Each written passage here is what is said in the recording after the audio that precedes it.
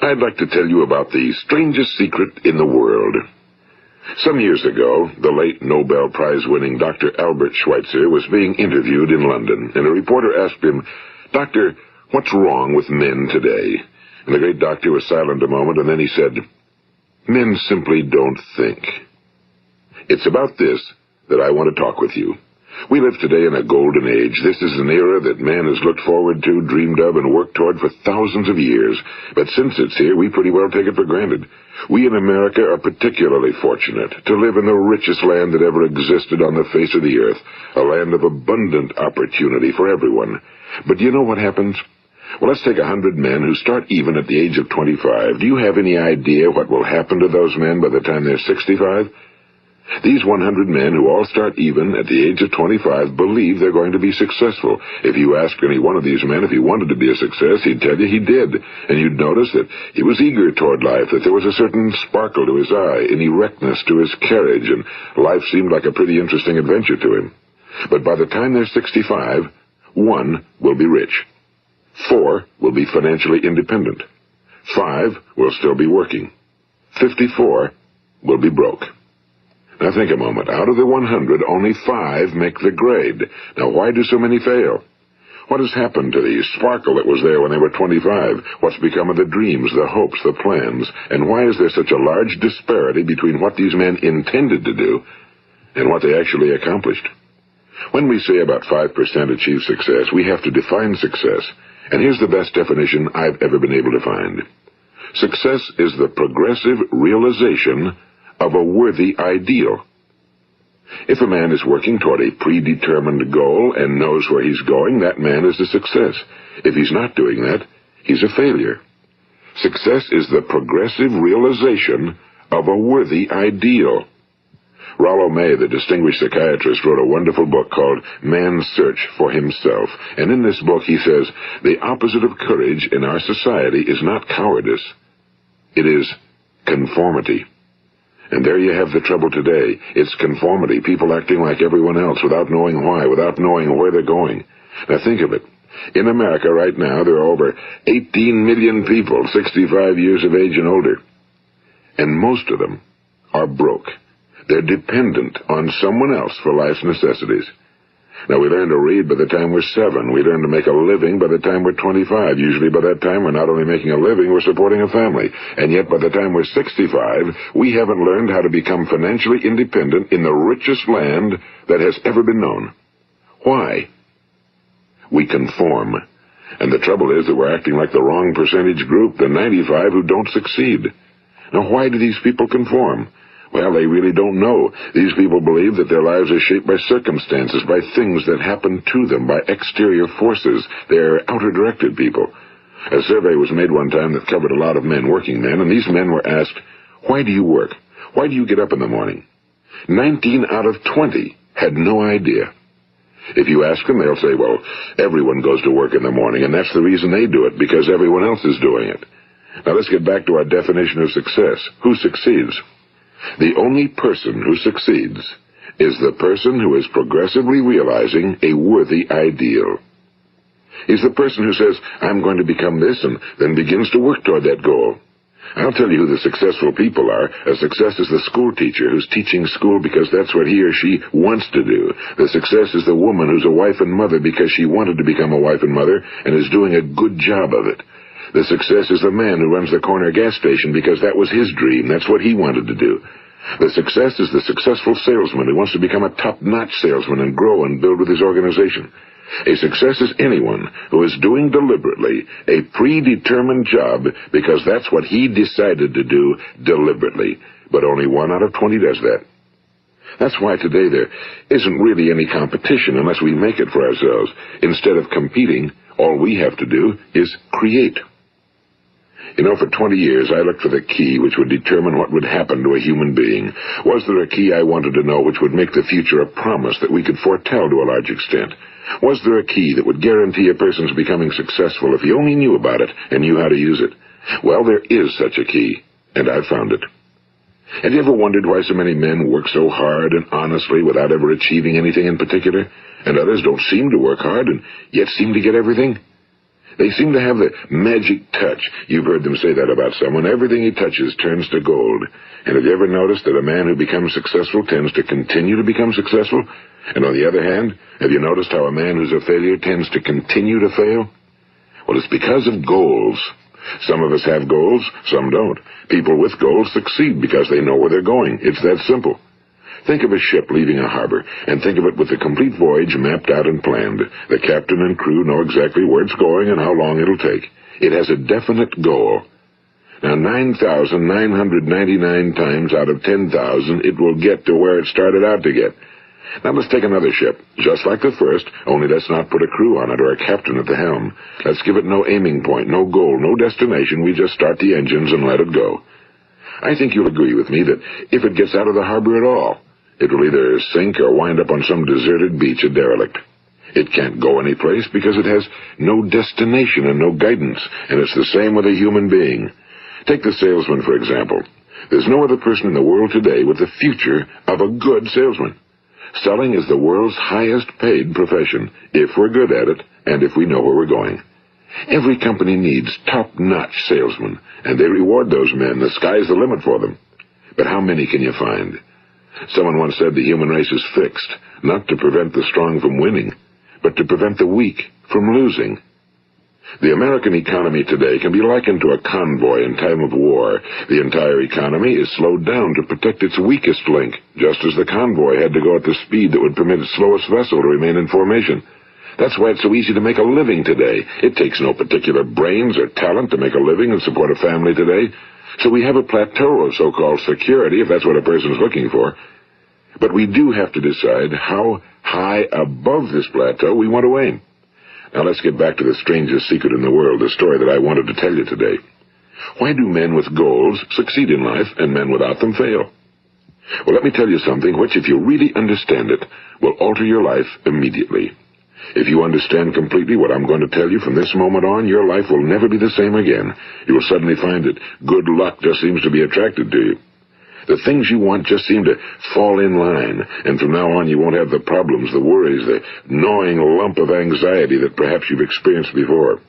Doubt, fear, well, they'll be things of the past. Here's the key to success and the key to failure. We become what we think about. Now let me say that again. We become what we think about. Throughout all history, the great wise men and teachers, philosophers and prophets have disagreed with one another on many different things. It's only on this one point that they are in complete and unanimous agreement. Listen to what Marcus Aurelius, the great Roman emperor, said. A man's life is what his thoughts make of it. Disraeli said this, everything comes if a man will only wait. I've brought myself by long meditation to the conviction that a human being with a settled purpose must accomplish it, and that nothing can resist a will that will stake even existence for its fulfillment. Ralph Waldo Emerson said this, a man is what he thinks about all day long. William James said, the greatest discovery of my generation is that human beings can alter their lives by altering their attitudes of mind. And he also said, we need only in cold blood act as if the thing in question were real, and it will become infallibly real by growing into such a connection with our life that it will become real. It will become so knit with habit and emotion that our interest in it will be those which characterize belief. And he also said, if you only care enough for a result, you will almost certainly attain it. If you wish to be rich, you will be rich. If you wish to be learned, you will be learned. If you wish to be good, you will be good. Only you must then really wish these things, and wish them exclusively, and not wish at the same time 100 other incompatible things just as strongly. In the Bible, you read in Mark 9:23, if thou canst believe, all things are possible to him that believeth. My old friend Dr. Norman Vincent Peale put it this way, this is one of the greatest laws in the universe. Fervently do I wish I had discovered it as a very young man. It dawned upon me much later in life, and I found it to be one of the greatest, if not my greatest discovery outside of my relationship to God. The great law, briefly and simply stated, is that if you think in negative terms, you will get negative results. If you think in positive terms, you will achieve positive results. That is the simple fact, he went on to say, which is at the basis of an astonishing law of prosperity and success. In 3 words, believe and succeed. William Shakespeare put it this way: our doubts are traitors and make us lose the good we oft might win by fearing to attempt. George Bernard Shaw said, people are always blaming their circumstances for what they are. I don't believe in circumstances. The people who get on in this world are the people who get up and look for the circumstances they want, and if they can't find them, make them. Well, it's pretty apparent, isn't it? And every person who discovered this for a while believed that he was the first one to work it out. We become what we think about. Now, it stands to reason that a person who's thinking about a concrete and worthwhile goal is going to reach it, because that's what he's thinking about, and we become what we think about. Conversely, the man who has no goal, who doesn't know where he's going, and whose thoughts must therefore be thoughts of confusion and anxiety and fear and worry, becomes what he thinks about. His life becomes one of frustration and fear and anxiety and worry. And if he thinks about nothing, he becomes nothing. Now, how does it work? Why do we become what we think about? Well, I'll tell you how it works as far as we know. Now, to do this, I want to tell you about a situation that parallels the human mind. Suppose a farmer has some land, and it's good fertile land. Now, the land gives the farmer a choice. He may plant in that land whatever he chooses. The land doesn't care. It's up to the farmer to make the decision. Now, remember, we're comparing the human mind with the land because the mind, like the land, doesn't care what you plant in it. It will return what you plant, but it doesn't care what you plant. Now, let's say that the farmer has 2 seeds in his hand. One is a seed of corn. The other is nightshade, a deadly poison. He digs 2 little holes in the earth, and he plants both seeds, one corn, the other nightshade. He covers up the holes, waters, and takes care of the land, and what will happen? Invariably, the land will return what's planted. As it's written in the Bible, as ye sow, so shall ye reap. Now remember, the land doesn't care. It'll return poison in just as wonderful abundance as it will corn. So up come the 2 plants, one corn, one poison. Now, the human mind is far more fertile, far more incredible and mysterious than the land, but it works the same way. It doesn't care what we plant. Success, failure. A concrete, worthwhile goal, or confusion. Misunderstanding, fear, anxiety, and so on. But what we plant, it must return to us. You see, the human mind is the last great unexplored continent on Earth. It contains riches beyond our wildest dreams. It will return anything we want to plant. Now, you might say, well, if that's true, why don't people use their minds more? Well, I think they figured out an answer to that one, too. Our mind comes as standard equipment at birth. It's free, and things that are given to us for nothing we place little value on. Things that we pay money for, we value. The paradox is that exactly the reverse is true. Everything that's really worthwhile in life came to us free. Our minds, our souls, our bodies, our hopes, our dreams, our ambitions, our intelligence, our love of family and children and friends and country, all these priceless possessions are free. But the things that cost us money are actually very cheap and can be replaced at any time. A good man can be completely wiped out and make another fortune. He can do that several times. Even if our home burns down, we can rebuild it. But the things we got for nothing, we can never replace. The human mind isn't used because we take it for granted. Familiarity breeds contempt. It can do any kind of job we assign to it, but generally speaking, we use it for little jobs instead of big, important ones. Universities have proved that most of us are operating on about 10% or less of our abilities. So decide now, what is it you want? Plant your goal in your mind. It's the most important decision you'll ever make in your entire life. What is it you want? Do you want to be an outstanding salesman? A better worker at your particular job? Do you want to go places in your company? In your community? Do you want to get rich? All you've got to do is plant that seed in your mind, care for it, work steadily toward your goal, and it will become a reality. It not only will, there's no way that it cannot. You see, that's a law, like the laws of Sir Isaac Newton, the laws of gravity. If you get on top of a building and jump off, you'll always go down, you'll never go up, and it's the same with all the other laws of nature. They always work. They're inflexible. Think about your goal in a relaxed, positive way. Picture yourself in your mind's eye as having already achieved this goal. See yourself doing the things you will be doing when you've reached your goal. Ours has been called the phenobarbital age, the age of ulcers and nervous breakdowns and tranquilizers, at a time when medical research has raised us to a new plateau of good health and longevity. Far too many of us worry ourselves into an early grave trying to cope with things in our own little personal ways without learning a few great laws that will take care of everything for us. These things we bring on ourselves through our habitual way of thinking.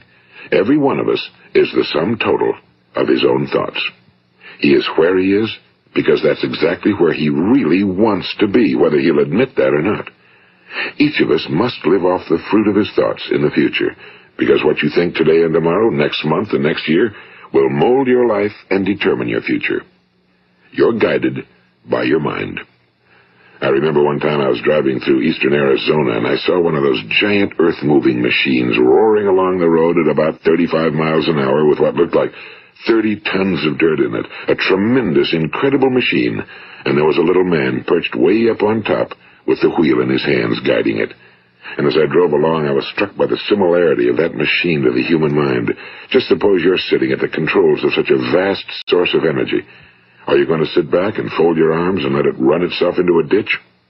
Or are you going to keep both hands firmly on the wheel and control and direct this power to a specific, worthwhile purpose? It's up to you. You're in the driver's seat. You see, the very law that gives us success is a two-edged sword. We must control our thinking.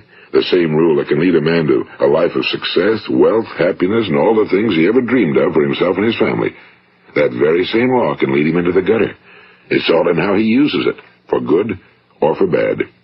This is the strangest secret in the world. Now, why do I say it's strange, and why do I call it a secret? Actually, it isn't a secret at all. It was first promulgated by some of the earliest wise men, and it appears again and again throughout the Bible, but very few people have learned it, understand it. That's why it's strange, and why for some equally strange reason it virtually remains a secret. I believe that you could go out and walk down the main street of your town and ask one man after another what the secret of success is, and you probably wouldn't run into one man in a month who could tell you. Now, this information is enormously valuable to us if we really understand it and apply it. It's valuable to us not only for our own lives, but the lives of those around us, our families, employees, associates, and friends. Life should be an exciting adventure. It should never be a bore. A man should live fully, be alive. He should be glad to get out of bed in the morning. He should be doing a job he likes to do because he does it well. One time I heard Grove Patterson, the great late editor-in-chief of the Toledo Daily Blade, make a speech, and as he concluded his speech, he said something I've never forgotten. He said, "My years in the newspaper business have convinced me of several things. Among them, that people are basically good, and that we came from someplace, and we're going someplace. So we should make our time here an exciting adventure. The architect of the universe didn't build a stairway leading nowhere." And the greatest teacher of all, the carpenter from the plains of Galilee, gave us the secret time and time again. As ye believe, so shall it be done unto you. I've explained the strangest secret in the world and how it works. Now, on this side, I want to explain how you can prove to yourself the enormous returns possible in your own life by putting this secret to a practical test. I want you to make a test that will last 30 days. It isn't going to be easy, but if you'll give it a good try, it will completely change your life for the better. Now, back in the 17th century, Sir Isaac Newton, the English mathematician and natural philosopher, gave us some natural laws of physics which apply as much to human beings as they do to the movement of bodies in the universe. And one of these laws is that for every action, there is an equal and opposite reaction. Simply stated, as it applies to you and me, it means we can achieve nothing without paying the price. The results of your 30-day experiment will be in direct proportion to the effort you put forth. To be a doctor, you must pay the price of long years of difficult study. To be successful in selling, and remember that each of us succeeds to the extent of his ability to sell. Selling our families on our ideas, selling education in schools, selling our children on the advantages of living the good and honest life, selling our associates and employees on the importance of being exceptional people. To, of course, the profession of selling itself. But to be successful in selling our way to the good life, we must be willing to pay the price. Now, what is that price? Well, it's many things. First, it's understanding emotionally, as well as intellectually, that we literally become what we think about, that we must control our thoughts if we're to control our lives. It's understanding fully that as ye sow, so shall ye reap. Second, it's cutting away all fetters from the mind and permitting it to soar as it was divinely designed to do. It's the realization that your limitations are self-imposed and that the opportunities for you today are enormous beyond belief. It's rising above narrow-minded pettiness and prejudice. And third, it's using all your courage to force yourself to think positively on your own problem, to set a definite and clearly defined goal for yourself, to let your marvelous mind think about your goal from all possible angles, to let your imagination speculate freely upon many different possible solutions, to refuse to believe that there are any circumstances sufficiently strong to defeat you in the accomplishment of your purpose, to act promptly and decisively when your course is clear, and to keep constantly aware of the fact that you are, at this moment, standing in the middle of your own acres of diamonds, as Russell Conwell used to point out. And fourth, save at least 10% of every dollar you earn. It's also remembering that no matter what your present job, it has enormous possibilities, if you're willing to pay the price. Now let's just go over the important points in the price each of us must pay to achieve the wonderful life that can be ours. It is, of course, worth any price. 1. You will become what you think about. 2. Remember the word imagination and let your mind begin to soar. 3. Courage. Concentrate on your goal every day. 4. Save 10% of what you earn. And 5. Action. Ideas are worthless unless we act on them. Now, I'll try to outline the 30-day test I want you to make. Keep in mind that you have nothing to lose by making this test and everything you could possibly want to gain. There are 2 things that may be said of everyone. Each of us wants something, and each of us is afraid of something. I want you to write on a card what it is you want more than anything else. It may be more money. Perhaps you'd like to double your income or make a specific amount of money. It may be a beautiful home. It may be success at your job. It may be a particular position in life. It could be a more harmonious family. Each of us wants something. Now write down on your card specifically what it is you want. Make sure it's a single goal and clearly defined. You needn't show it to anyone, but carry it with you so that you can look at it several times a day. Think about it in a cheerful, relaxed, positive way each morning when you get up, and immediately you have something to work for, something to get out of bed for, something to live for. Look at it every chance you get during the day and just before going to bed at night. And as you look at it, remember that you must become what you think about, and since you're thinking about your goal, you realize that soon it will be yours. In fact, it's yours really the moment you write it down and begin to think about it. Look at the abundance all around you as you go about your daily business. You have as much right to this abundance as any other living creature. It's yours for the asking. Now we come to the difficult part. Difficult because it means the formation of what is probably a brand new habit, and new habits are not easily formed. Once formed, however, it will follow you for the rest of your life. Stop thinking about what it is you fear.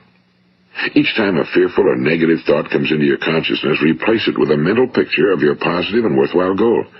And there will come times when you'll feel like giving up. It's easier for a human being to think negatively than positively. That's why only 5% are successful. You must begin now to place yourself in that group.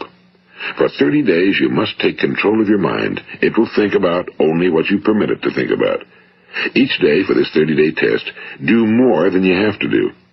In addition to maintaining a cheerful, positive outlook, give of yourself more than you've ever done before. Do this knowing that your returns in life must be in direct proportion to what you give. The moment you decide on a goal to work toward, you're immediately a successful person. You are then in that rare and successful category of people who know where they're going. Out of every 100 people, you belong to the top 5. Don't concern yourself too much with how you're going to achieve your goal. Leave that completely to a power greater than yourself. All you have to do is know where you're going. The answers will come to you of their own accord and at the right time. Remember these words from the Sermon on the Mount, and remember them well. Keep them constantly before you this month of your test. Ask, and it shall be given you. Seek, and ye shall find. Knock, and it shall be opened unto you. For every one that asketh receiveth, and he that seeketh findeth, and to him that knocketh it shall be opened. It's as marvelous and as simple as that. In fact, it's so simple that in our seemingly complicated world, it's difficult for an adult to understand that all he needs is a purpose and faith. For 30 days, Do your very best. If you're a salesman, go at it as you've never done before, not in a hectic fashion, but with the calm, cheerful assurance that time well spent will give you the abundance in return you deserve and want. If you're a homemaker, devote your 30-day test to completely giving of yourself without thinking about receiving anything in return, and you'll be amazed at the difference it makes in your life. No matter what your job, do it as you've never done it before for 30 days. And if you've kept your goal before you every day, you'll wonder and marvel at this new life you've found. Dorothea Brand, the outstanding editor and writer, discovered it for herself and tells about it in her fine book, Wake Up and Live. Her entire philosophy is reduced to the words, act as though it were impossible to fail. She made her own test with sincerity and faith, and her entire life was changed to one of overwhelming success. Now, you make your test for 30 full days. Don't start your test until you've made up your mind to stick with it. You see, by being persistent, you're demonstrating faith. Persistence is simply another word for faith. If you didn't have faith, you'd never persist. If you should fail during your first 30 days, by that I mean suddenly find yourself overwhelmed by negative thoughts, you've got to start over again from that point and go 30 more days. Gradually, your new habit will form until you find yourself one of that wonderful minority to whom virtually nothing is impossible. And don't forget the card. It's vitally important as you begin this new way of living. On one side of the card, write your goal, whatever it may be. On the other side, write the words we've quoted from the Sermon on the Mount. Ask, and it shall be given you. Seek, and ye shall find. Knock, and it shall be opened unto you. Nothing great was ever accomplished without inspiration. See that during these crucial first 30 days, your own inspiration is kept at a peak. And above all, don't worry. Worry brings fear, and fear is crippling. The only thing that can cause you to worry during your test is trying to do it all yourself. Know that all you have to do is hold your goal before you. Everything else will take care of itself. Remember also to keep calm and cheerful. Don't let petty things annoy you and get you off course. Now, since making this test is difficult, some will say, why should I bother? Well, look at the alternative. No one wants to be a failure. No one really wants to be a mediocre individual. No one wants a life constantly filled with worry and fear and frustration. Therefore, remember that you must reap that which you sow. If you sow negative thoughts, your life will be filled with negative things. If you sow positive thoughts, your life will be cheerful, successful, and positive. Now, gradually, you will have a tendency to forget what you've heard on this recording. Play it often. Keep reminding yourself of what you must do to form this new habit. Gather your whole family around at regular intervals and listen to what's been said here. You know, most men will tell you that they want to make money without understanding the law. The only people who make money work in a mint. The rest of us must earn money. This is what causes those who keep looking for something for nothing or a free ride to fail in life. The only way to earn money is by providing people with services or products which are needed and useful. We exchange our time and our product or service for the other man's money. Therefore, the law is that our financial return will be in direct proportion to our service. Now, success is not the result of making money. Making money is the result of success, and success is in direct proportion to our service. Most people have this law backwards. They believe that you're successful if you earn a lot of money. The truth is that you can only earn money after you're successful. It's like the story of the man who sat in front of the stove and said to it, "Give me heat, and then I'll add the wood." How many men and women do you know, or do you suppose there are today, who take the same attitude toward life? There are millions. We've got to put the fuel in before we can expect heat. Likewise, we've got to be of service first before we can expect money. Don't concern yourself with the money. Be of service, build, work, dream, create. Do this, and you'll find there's no limit to the prosperity and abundance that will come to you. Prosperity, you know, is founded upon a law of mutual exchange. Any person who contributes to prosperity must prosper in turn himself. Sometimes the return will not come from those you serve, but it must come to you from someplace, because that's the law.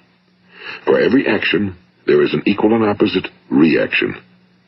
As you go daily through your 30-day test period, remember that your success will always be measured by the quality and quantity of service you render, and money is a yardstick for measuring this service. No man can get rich himself unless he enriches others. Now, there are no exceptions to a law.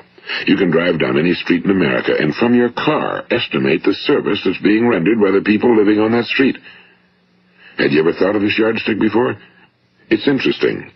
Some, like ministers and priests and other devoted people, measure their returns in the realm of the spiritual, but again, their returns are equal to their service. Once this law is fully understood, any thinking person can tell his own fortune. If he wants more, he must be of more service to those from whom he receives his return. If he wants less, he has only to reduce his service. This is the price you must pay for what you want. If you believe you can enrich yourself by deluding others, you can end only by deluding yourself. It may take some time, but just as surely as you breathe, you'll get back what you put out. Don't ever make the mistake of thinking you can avert this. It's impossible. The prisons and the streets where the lonely walk are filled with people who tried to make new laws just for themselves. We may avoid the laws of man for a while, but there are greater laws that cannot be broken. An outstanding medical doctor recently pointed out 6 steps that will help you realize success. 1. Set yourself a definite goal. 2. Quit running yourself down. 3. Stop thinking of all the reasons why you cannot be successful and instead think of all the reasons why you can. 4. Trace your attitudes back through your childhood and try to discover where you first got the idea you couldn't be successful, if that's the way you've been thinking. 5. Change the image you have of yourself by writing out a description of the person you would like to be. And 6. Act the part of the successful person you have decided to become. The doctor who wrote those words is a noted West Coast psychiatrist, Dr. David Harold Fink. Do what the experts since the dawn of recorded history have told you must do. Pay the price by becoming the person you want to become. It's not nearly as difficult as living unsuccessfully.